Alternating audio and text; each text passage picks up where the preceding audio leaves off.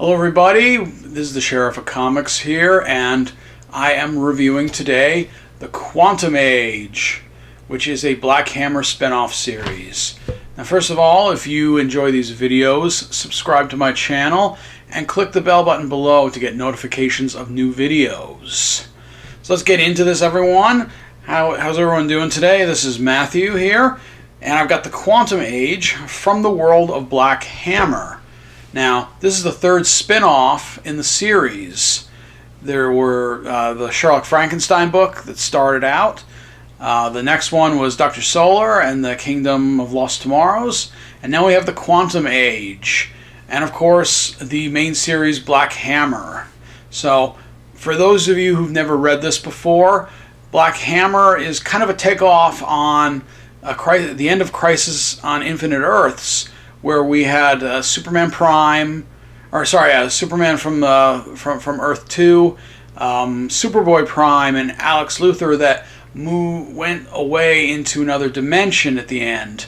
In this case, a group of heroes fought being kind of like the Anti-Monitor, and ended up in this world where they're stuck in this town. They can't get out. If they try, they get killed. In fact, the Black Hammer character, who's kind of the Thor of this world, tries to cross through the barrier around the town and is instantly killed. So they can't get out.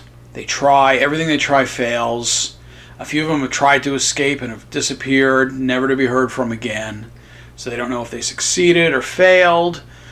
So this series, like the spin-offs, takes place in the universe but doesn't feature the characters from the Black Hammer book. It's just part of the universe. Sherlock Frankenstein featured the daughter of the original Black Hammer, who's now in the main series. That series featured her searching for her father and enlisting the help of Sherlock Frankenstein, who is one of Black Hammer's villains. The second book, Dr. Solar and the Kingdom of Lost Tomorrows, that one just briefly featured one of the Black Hammer regulars, Abraham Slam, as a guest appearance. But it was a very tangential story. It didn't really have anything to do with the main group. It was just a story in that universe. And it looks like Quantum Age is going to be that same kind of story. It takes place in the universe, doesn't really feature any of the characters over in the main book. It does feature the Martians, in which there is a Martian character in Black Hammer. So let's take a look at this book. So we look at it and we see that we're taking place in the year 3041. So the current Black Hammer book takes place today. So this is 1,000 years in the future. Obviously, we're probably not going to see the original cast. We can see this is very sci-fi-like. We've got drones and ships. We have futuristic guns and weapons. We have all sorts of crazy technology. Essentially what this story is we see a character to start. He looks human. Turns out he's actually a Martian in disguise. So he's captured by authorities. It looks like there's kind of a totalitarian state. There's a curfew, so he's violating the curfew and they're going to try and arrest him. He escapes. We do see some flashbacks to the past where essentially there was a Martian invasion, and the heroes of this age, kind of like a Justice League or a legion of superheroes, basically took the nuclear option to stop them because they didn't think that they had any other choice, and ended up destroying a city, killing some of their own the heroes included in that. And since then, the world has come under very totalitarian kind of martial law. We see one of the superheroes in the future now, or in her future, tending bar, and she really doesn't want to be a part of it anymore. This Martian, he comes in to try and get her to help him to form this superhero group again, the Quantum League, and she kicks him out when she finds out that he's a Martian. So she's going to throw him out. But first, we see this battle where they destroy this city. Now, this is the greatest strength of this artist here, is the aliens and this technology that we get to see. It's a hard thing to create new, interesting-looking aliens. So we have kind of an armadillo-looking guy. We've got the Martians, of course. We have a purple-skinned alien.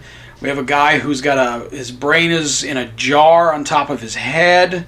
So we definitely have a lot of very interesting designs. It has a very sci-fi like feel to it, and this was really a strength of this artist here.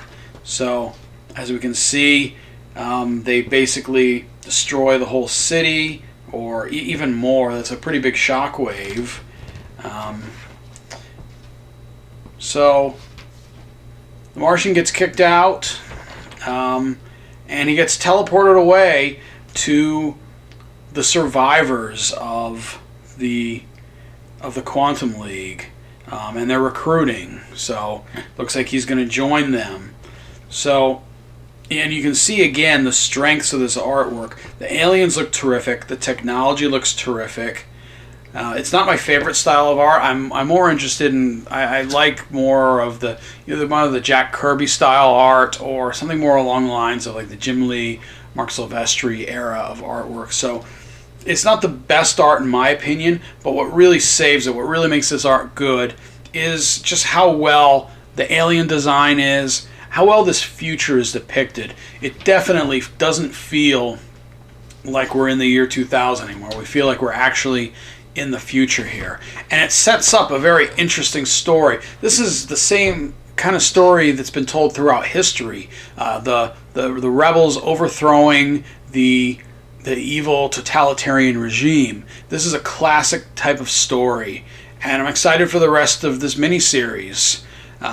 If you haven't picked this one up, go ahead and take a look at it. You don't have to have read the Black Hammer main series to understand what's going on here, and that's another great thing about this book, is it's very accessible to someone who's maybe not have seen or read any of the Black Hammer books or spin-offs yet. But I would also pick up, if you haven't, the regular Black Hammer series, because that's a very exciting series. When the next issue comes out, I'll definitely be doing a review of that one. It's become one of my favorite books that's being released right now. So let me know what you think about this book. Comment below. I'd love to hear what you thought, of whether you liked it or not. And I will see you next time.